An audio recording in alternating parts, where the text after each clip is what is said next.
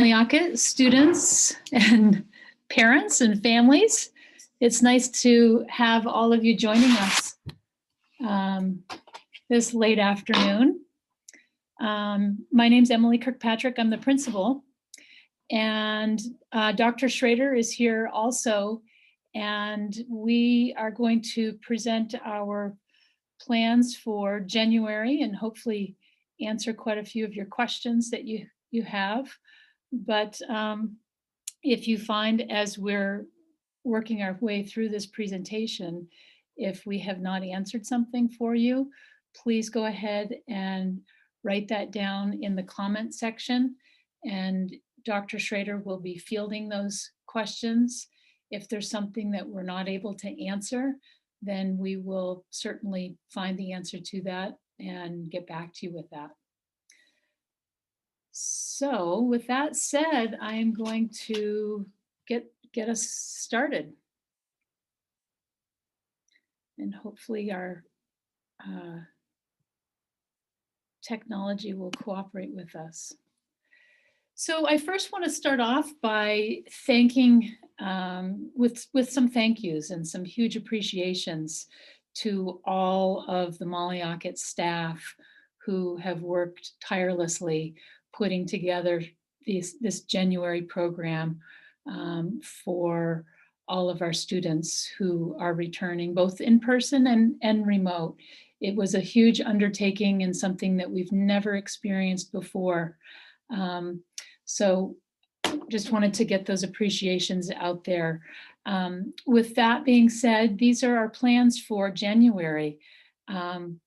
It's important that you all know that this second semester of the school year, we will continue to be working within the CDC and the DOE the COVID-19 pandemic. We are accommodating additional in-person students. We actually have more than 60 students who have been working remotely that are going to be joining us back here in person. So that took a huge undertaking to reorganize things. And a lot of new technologies were put into place. A lot of teachers are implementing the OWL cameras. OWL cameras are a new piece of technology for us that allow teachers to run in-person classes with our remote students, so the remote students can see a panoramic view of the classroom, and that takes training to be able to learn that. We also have teachers who have had to learn some new kind of more sophisticated features that Zoom provides, as well as other technologies to help facilitate the learning of our students. We've had to train new staff. We have a lot of new staff this school year, and a lot of those new staff are taking on responsibilities that we didn't anticipate. We have staff members who are working with our DO8 students. We have staff members who are now teaching a K2 remote only class. We have staff members who are taking on other combination grade level classes remotely.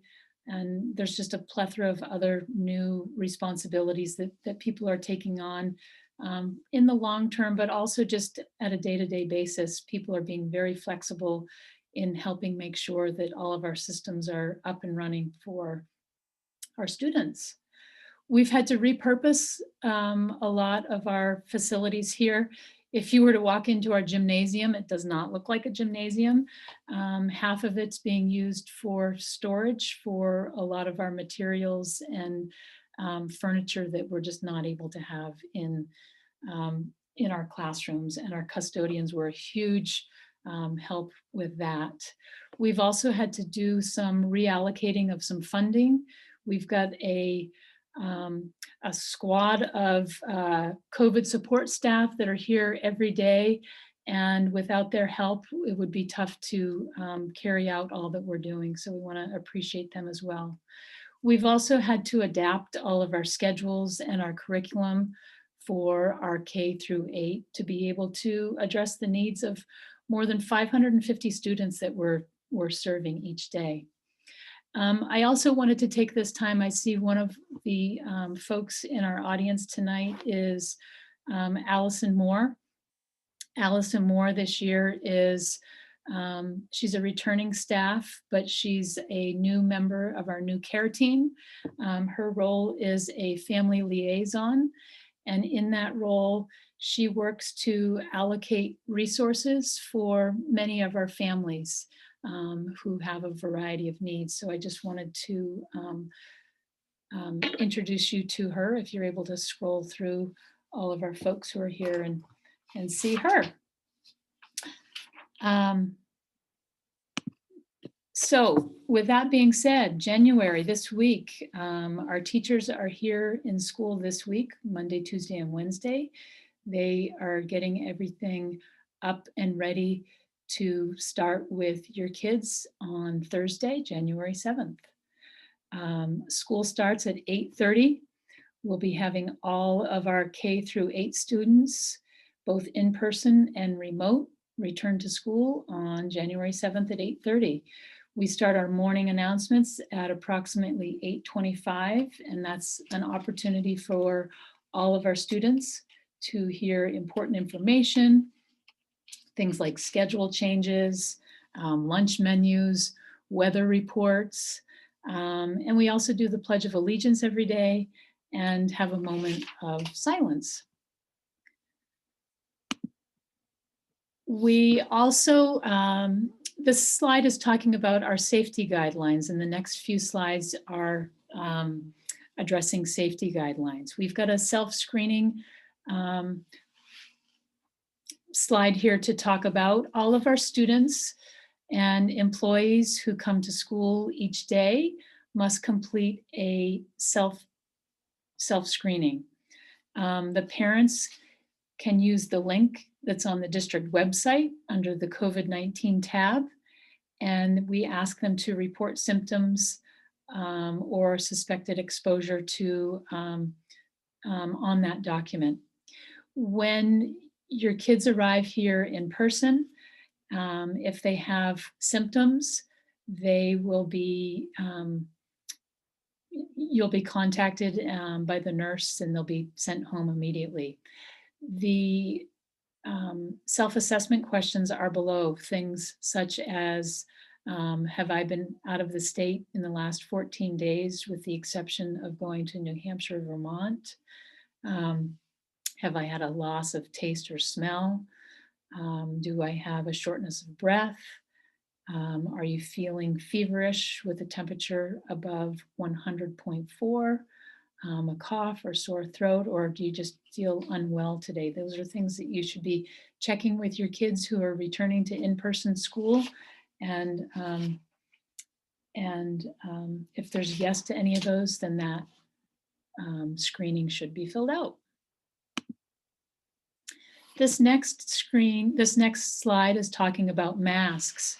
And if you are coming back to in-person programming, if your child has been with us, this will be a review for you. But if you're one of those 60 plus students and your parents who have not been here in person, it's important for you to know about these safety guidelines. This slide is about masks. And in order to assure the safety of everybody here in the building, masks are required by everyone. I'm not wearing one right now in my office because I'm here all alone by myself. However, if someone were to come in, then I would be putting my mask on, and all MSAD 72 staff and students are required to wear them. We do have masks that are available. This is one that the school provided to me. It's comfortable. I wash it every day so that when I come to school, I have a clean mask every day. We wear these throughout the day, except when we are eating or drinking. And the teachers give guidelines around those. We do have some some of our staff members and students have face shields, that are used with a mask, but they are not an alternative to the mask. This next slide talks about social distancing and sharing of materials. The Maine CDC and the DOE, the Department of Ed, have changed the guidance on social distancing to 3 to 6 feet. However, our school and our district is still using the stricter guidelines of 6 feet of social distancing between students. Our hallways, when you come in, when your child comes in, you'll see that they are marked to minimize contact with others and to maintain social distancing. The classrooms have also been adjusted to accommodate for fewer students in the classroom, again, so that we can maintain social distancing. Many of the teachers who have materials that the students need to use have created packets, individual packets for students. And again, that is to prevent the sharing of school materials and the spreading of germs. This next slide talks about safety guidelines around hygiene and the 3 W's. We talk about these 3 W's a lot throughout the day, and the week and the months. Those are everyone's wearing a mask. We talk about washing our hands. We do that multiple times throughout the day, and we watch our distance between students and staff. All students sanitize their hands before they enter the building, before they get on the bus, if you're a bus rider, and before and after eating lunch, and and after using the restroom. We've got lots of hand sanitizer around. It's available at the doors that the students enter, and it's also in each of the classrooms for students and staff to use. A lot of students have asked if they can bring in their own hand sanitizer, a little container of it, and that's fine for students to do as long as they are using it appropriately and safely. One of the things that you can do if you have a student who's returning to in-person learning is to help us by practicing with them how to thoroughly wash their hands. This next slide talks about transportation. And because of the COVID-19, we have had to develop and redevelop some customized bus routes to prevent students from different schools from interacting, and that must remain consistent this second semester of school. All students who are riding the bus also must be wearing a mask, and they must hand sanitize their hands before boarding the bus. If I'll continue. The students who are riding the bus, they must be socially distanced on the bus, and they will be assigned to a seat. With that being said, the seats on the bus are loaded from the back first and moving forward. Again, that's so that students aren't passing by each other and to address the social distancing. The bus will be unloaded from the front to the back, and the bus driver typically uses the bus radio to let students know when it's their turn to safely disembark from the bus. If there's students who are waiting for their bus ride and there's lots of other families around, we would ask that they remember to social distance while they're waiting at the bus stops. And also a reminder that if a student doesn't have a mask or they're not hand sanitizing, that the bus driver's not allowed to let them on the bus. However, if they do forget their mask, that's okay. They'll have masks on the bus for them to use, and hand sanitizer as well. This next slide also talks about transportation. When the bus is en route, they'll typically have several windows that are slightly opened, even in the wintertime, to allow for air ventilation, a lot of air circulation. When the students disembark the bus, those bus drivers thoroughly clean and disinfect the buses between students using the bus. At Molly Ockett, we have the buses drive around. They use the access road that goes around towards the back of the building, and they drop students off in the recess area. We have a video as part of this presentation that we'll show later because it gives a very nice visual of what that looks like. When the buses arrive in the morning and when they leave in the afternoon, we have staff members who are present to assist students who are getting on and off the bus to make sure that everybody's doing that in a safe fashion. This next slide talks about parent transportation at arrival time. Our school is open for business starting at 7:30. If you show up earlier than that, our doors are not unlocked at that time. People are getting into place, and so it's important that students are not arriving any earlier than that. On the other side, it's important that they don't arrive any later than 8:15 because this allows them time to get ready for their school day, put their materials away. This time of the year, they're hanging up their coats and just getting ready for the school day. Parents will pull into the elementary or the middle school parent loop, and depending on the grade for their child. And then their child, if they're in K through 4, they will enter the school through the elementary lobby door. There'll be somebody there to greet them. And if they are a middle school student, they'll enter the door, which is down the walkway here to the right of the office. And there is staff at that door as well, meeting and greeting students.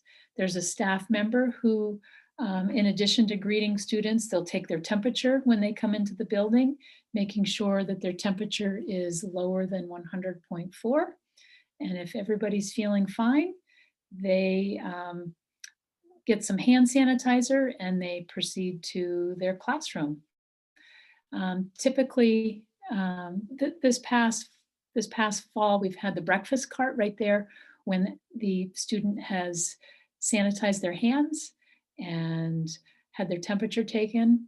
The cafeteria has the breakfast cart right there, so a student can choose to grab a breakfast or parts of a breakfast if they choose to. All of our breakfasts and lunches are free for the rest of the school year. After a parent drops their child off, they just continue around the parent loop and exit the driveway safely. This next slide talks about dismissal.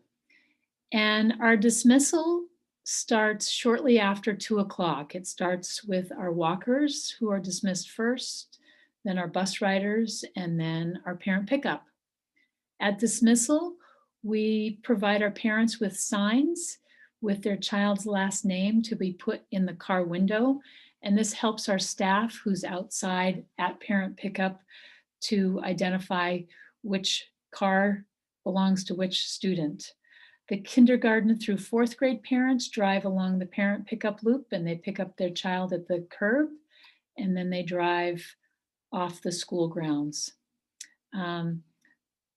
The teachers are out on that parent pickup loop and they have a little sign that indicates the teacher's name so that you see where they are.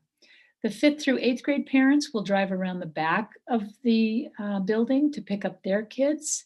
And again, the teachers will have a sign so that you can see where the 5th grade group is, the 6th grade, 7th grade, and 8th grade. And the reason we're doing it that way, again, is to make sure that everybody is socially distancing. One thing we can't emphasize enough is to make sure that You are driving patiently through the parent loops. There's lots of kids that we're trying to get home efficiently and safely, and we want to make sure everyone gets to their destination in one piece. So we appreciate everybody's cooperation with our dismissal plan.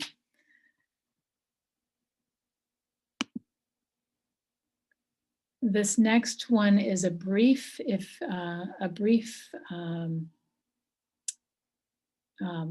movie, if you will.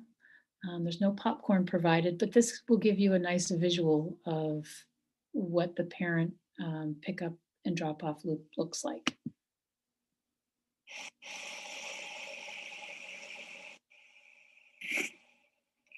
Hi, folks. It's Dr. Schrader at Molly Ockett School. We're just letting you know this evening that we made a couple of changes to parent pickup and drop-off, and we've done it in a manner that we hope will be quicker for folks and result in a much safer and efficient way of moving kids and moving parents through the grounds. So let's just get started. First, let's talk about the drop-off. Drop-off is a little different depending on what grade level your child is in. If you have a child that's in the K4, you will enter, and let me just give you a perspective here. This is Route 302 right here. This right here is the front entryway, and this is our building. So you would enter in the building, in the front entryway, you'd go around the loop, and you drop off your child in this loop right here, exiting out the same direction. This is for K4 students. For students in grades 5 through 8, you will enter in here, but this time you'll take a right, going along and turning in front this way. This is for grades 5 through 8. Drop-offs is from 7:30 to 8:30 in the morning. If you have a student in both of those levels, you can drop off at either spot. Now let's talk about pickup. Pickup will start at 2:05 for our K4 students. Again, given a perspective of how this goes, it'll be the same as the drop-off. The only difference being is that while folks are in this loop awaiting to pick up their children, sometimes traffic can get backed up and clog up 302, and we don't want that to happen. So what we're recommending is that if you pull into our parking lot and these cars are backed up all the way to here, drive up here and around this loop, and then back down and get in line behind these cars. That way we can exit and clear folks out in a safe and orderly fashion. As you do the pickup, you'll notice that teachers will be holding up signs beginning up here with 4th grade, 3rd grade, 2nd grade, 1st grade, and kindergarten. This will begin at 2:05 every school day. 5A pickup is significantly different. 5A pickup will not start until 2:15. We'll ask parents to enter the grounds, drive up here, and around the back of the building. Students will be in this order right here. First, you'll find 5th grade. Then you'll find Mesa students. Then you'll find 6th. Then you'll find 7th. And then you'll find 8th. Teachers will be holding up signs to help you identify which teacher and which grade level it is. Upon picking up your children, you will go around and you will actually exit the back using our fire road out the back and back onto 302. If there's any questions about this, please feel free to reach out to us. Remember, this pickup will start at 2:15. Thanks very much, and hopefully we'll have a nice, safe, productive, and efficient pickup tomorrow. Have a great day. And again, that starts on Thursday, not tomorrow. So don't bring your kids tomorrow. So this next slide, we're going to jump into talking about in-person learning. And again, I'm anticipating that a lot of folks who are here this evening are here because they are returning from remote or they're new and they're going to be in-person learning. Again, our classes are starting at 8:30, but we would like folks to get here a little bit earlier than that, because at 8:30 we would expect students in their seats and ready to learn. Students stay in their cohorts all day. They don't switch classes if they're in middle school. And in the elementary grades, if when they have their specials or their UAs, they don't go to their UA classrooms. The UA teachers come to them. We have structured mask breaks during the school day, and the teachers go over that with the students so they know what the expectations are around that. Students in person, they'll have a typical schedule like they have during a regular school year, of course, with reading and writing and math, their UA or special, and lunch and recess each day. Additionally, if your child has an IEP or a 504 plan or needs RTI, response to intervention, we are continuing with those services as well. Our classrooms are set up so that we have a maximum of, or they are configured for a maximum of space between students. Again, we're using that 6 feet social distancing in all of our classrooms. Our meals this year for students, our cafeteria is providing breakfasts and lunches free for all students all year long. So this is nice because none of us have to worry about lunch cards or lunch bills or anything like that. Students eat their lunch and their breakfast in their classroom. Like I mentioned earlier, students, if they're hungry and they want breakfast, they can grab a breakfast on their way in the door and take it to their classroom. At lunchtime, the lunches are brought into the classroom. Students need to let the teacher know at the beginning of the day if they're going to have school lunch or not. All of the food that we serve here at school is covered and it's individually wrapped. And that includes the silverware and straws and things of that nature, again, to prevent spreading of germs. We are discouraging any sharing of food. We know lots of kids like to share, but we ask that parents only send food for their kids, and kids in the classroom, again, are not sharing food at all. We do ask that kids bring a water bottle. If they want to bring a water bottle to class, they can do that. Many of the classrooms have water fountains or sinks or water faucets in them so that they can fill up their water bottle. Our water fountains this year are only used to refill water bottles. So we don't have kids going up to water fountains and getting a drink, because again, that would cause a lot of spreading of germs, and we want to avoid that at all costs. This next slide talks about recess. Your cohort will go to recess together each day with their teacher, and each week they are assigned to a different playground zone.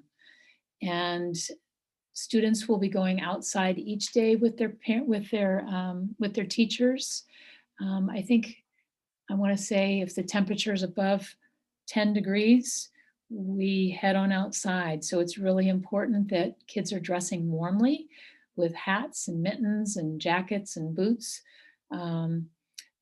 because it's a good way to get a little bit of fresh air and get a little bit of exercise and get out of the building as well. If folks need help getting warm clothing for the winter, again, I would I'll have you reach out to Allison Moore, our family liaison, who's actually here in this meeting, and she can help get folks hooked up with warm winter gear. At recess, also students wear their masks at recess, and we have activities that are set up so kids can still get some exercise and be active, but they're also socially distancing. Hand sanitizer is used at the end of recess because typically kids, when they return from recess, they're going right into lunch, and we want to make sure everybody's hands are clean for eating time. This next slide is talking about unified arts, or specials is what K through 4 refers to it.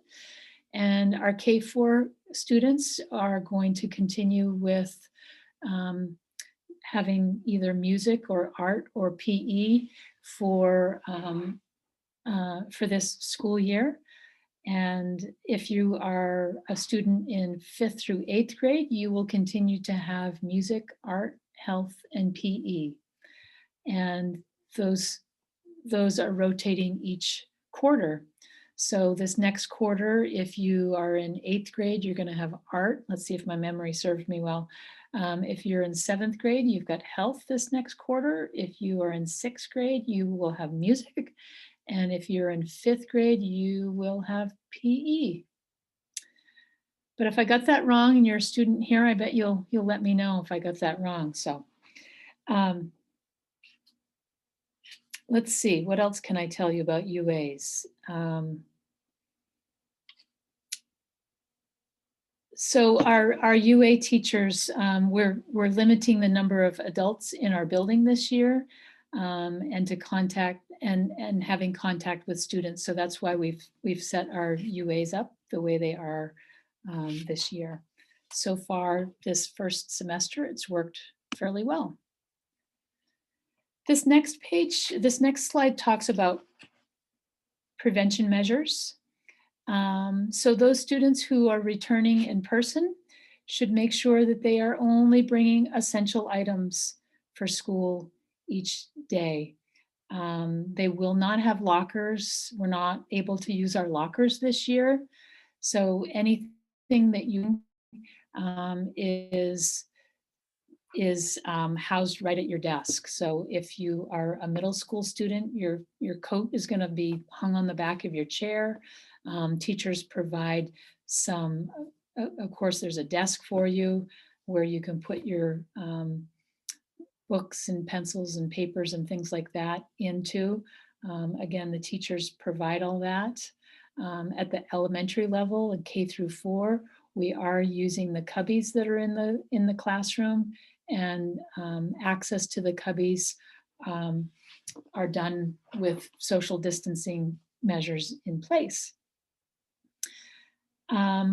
Letting parents know that common touch surfaces such as doorknobs and light switches and other surfaces like that, those are cleaned thoroughly throughout the school day by our custodians. We've got restroom procedures that are established, and teachers limit the number of students who are out of class in the hallways and using the bathrooms, so we don't have a whole lot of folks out of the classroom and intermingling that way. The elementary classrooms, as you know, each have individual bathrooms in them already.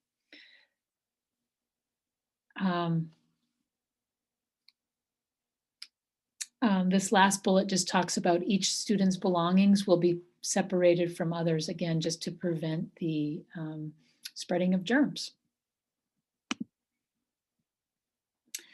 This next slide talks about visitors. We are trying to keep our parents and guardians updated with school communication, and we will continue to do that electronically as much as we are able to do that. And we will be minimizing face-to-face meetings as much as possible, having meetings such as the Zoom meeting that we're having now. In the event that a visitor or a parent does have to come into the building to pick up a student or, for whatever reason, we ask that that person go through the COVID screening. Again, that's answering those questions on that MSAD tab, COVID-19 tab. If the answer is yes to any of those questions, we ask that the parent not come into the building. If there is a parent meeting and the parent needs to come in person, we ask that they wear a mask. If you forget a mask, that is okay. We have masks at the entryway of each of our doors, along with hand sanitizer. And we ask that folks social distance if they are needing to come into the building for a reason. So with that being said, overall, we're trying our very hardest not to have any volunteers at all coming into our buildings, just to keep everybody safe. This next slide talks about potential positive cases. You all have probably seen some of our In Touch messages that have come out. This past semester, we have had several positive cases. And moving forward, in the event that we continue to have a student or a staff member who tests positive or has had exposure, we'll continue to work with the Maine CDC and the DOE. Our nurse, Nancy Boucher, is very on top of things and is working to help us navigate through that situation in the event it happens. We use feedback from the CDC to contact families whose kids may have had a close contact and to help us determine the next steps that we need to follow to keep everyone safe. The determination to close a classroom or the school for that matter is done under the guidance of the CDC. So that's their expertise, and they have been very great in helping us and guide us through the situations where we have had some positive cases. The nurses' facility here in Ockett has a designated isolation room for anyone who is sick or has symptoms. We use one of the rooms off of her nurse's station, which has good circulation, and we can make sure that the child is tended to and until they're picked up. So I hope that answers a lot of questions that you may have had around those things. This next slide is talking about remote and distance learning. Some of you are probably continuing with remote and distance learning if you're here. We have had some new folks who have joined us this school year who are remote or distance learning. Our focus is still to focus on academics, of course, and social and emotional well-being.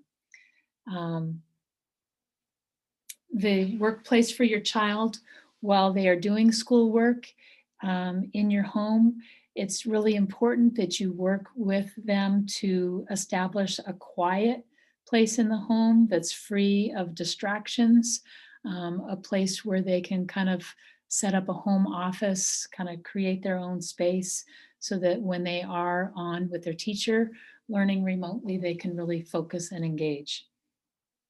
Students are expected to start each day in their morning meeting or advisory. Again, that starts right at 8:30 in the morning. So we do ask that students are attending that. Attendance is taken, and we ask that if your child is not going to be present, that you let us know, you let their teacher know, or you contact the office. It's important if you are continuing to distance learn, you know that we do not expect kids to be on the computer all day long. Like a child who's here in person, who's here all day long from 8:30 until shortly after 2. We do not expect our remote learners to be online. teachers will be reaching out to their remote students with schedules so that you know when breaks are, when you know when lunch is, and so on and so forth. This next slide is talking about attendance, and this goes for all of our students, whether they're in person or remote. Students are expected to attend and participate in school Monday through Friday on the days that we have school, whether they're in person or remote. If a student has traveled outside of the listed states, it's very important that they contact the school and our school nurse, and that they quarantine for 10 days before they return to our in-person learning. Certainly if your child is remote and you travel, they would be able to continue with the remote program. If there's a classroom that's required to quarantine, all of the students will transition to a 5-day-a-week distance learning program where attendance is taken daily. And again, for both in-person students and remote students, it's very important that if you're going to be absent, that you let us know. If it's planned or if it's unplanned, please let your teacher know. If you're not able to let your teacher know, please let the office know.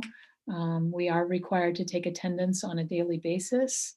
And after the break, we do plan to implement an automated attendance calling program that we've used in the past.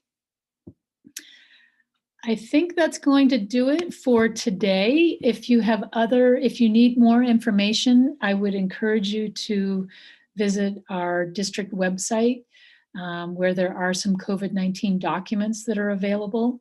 You can also reach out to myself. My email's listed there, or our other building administrator, Dr. Schrader. If you have questions that have come up, I hope that you've had the opportunity to type them into the comment section. We expect that if you have not heard from your teachers yet, these, like I had mentioned earlier, these 3 days, they are working diligently getting ready for your kids returning on Thursday. So they should be sending out links and schedules and things like that. Some of you may have your kids having new teachers, and those teachers again should be reaching out and will be introducing themselves to your kids so that you know who they are. So I'd like to thank everyone for joining us this evening. It looks like we had a nice crowd here. I hope we were able to answer a lot of your questions. I see a lot of familiar faces, some returning faces. I see the Kellis family here. It's good to see you all. I'm glad you're coming back. And I think that's going to do it. I will keep this line open for a little bit because I suspect Dr. Schrader's still answering some questions in the chat. And if you have any other questions, reach out to us, and we look forward to seeing all of your kids on Thursday. Thanks so much.